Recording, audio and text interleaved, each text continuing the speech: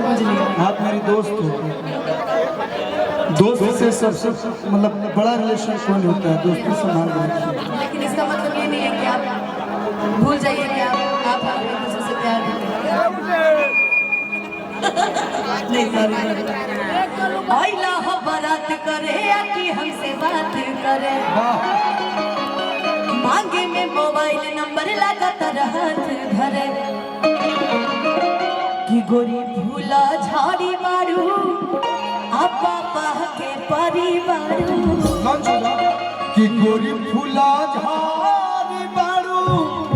और पापा के परिवार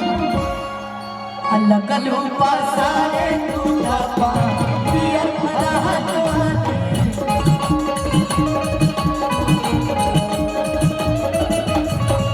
चका चमारा लालूबा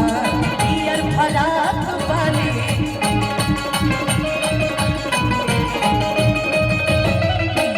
आइला बारात करे कि हमसे बात करे,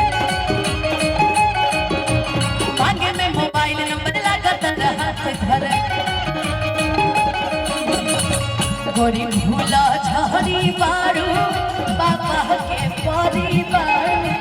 गोरी फूला झाड़ी मारू पापा के परिवार लगलू पासारे टूटा पियर भरा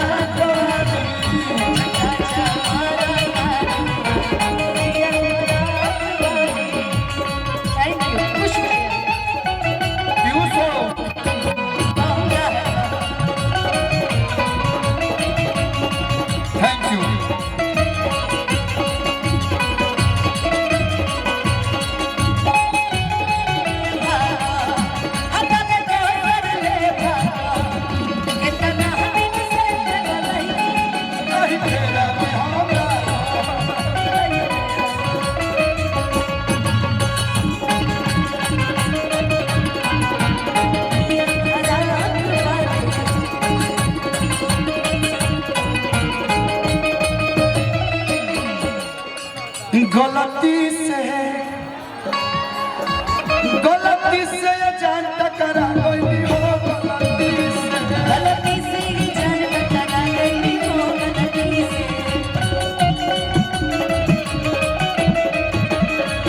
गलती से जान टकरा गई हो।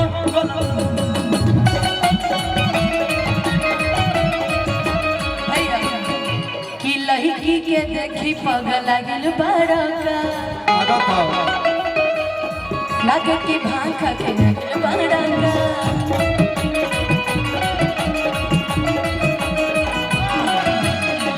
कहत इशारा बारू कहत यारा बारू कहत इशारा बारू कहत यारा बारू अब भड़केलू कैलो मजा का समानी थारा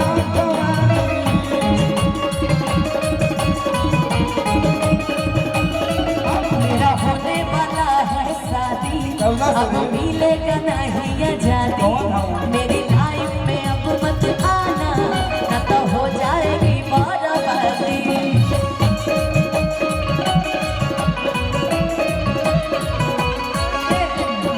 कि बोला उतर भैया तसीना में बोली सीधे दाग जइबो कि बोला उतर भाईवा तसीना में बोली सीधे दाग जइबोगे, सीधे दाग जइबोगे, सेनुरा पड़े से पहले मारो से लेके भाग जइबोगे, सेनुरा पड़े से पहले भाग जइबोगे। अच्छा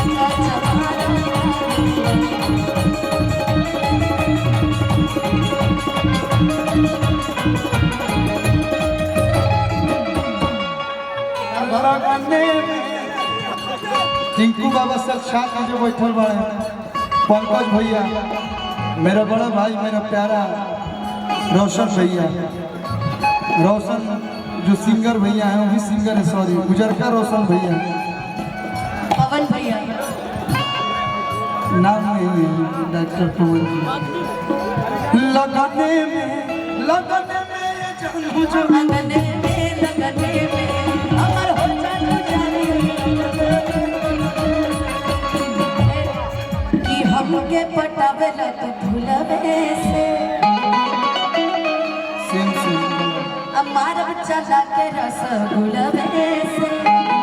किया के आगे आंसू खोई है पीछे पीरी आंसू नहीं है कि कलुओ के मान दिया तुरा पियर धरा चका चकारो तारू पिया खराब पवन के मान दिया तुरा पियर धरा चका चकारो तारू पिया खराब टिंकू जी के मान दिया तुरा पियर धरा भैया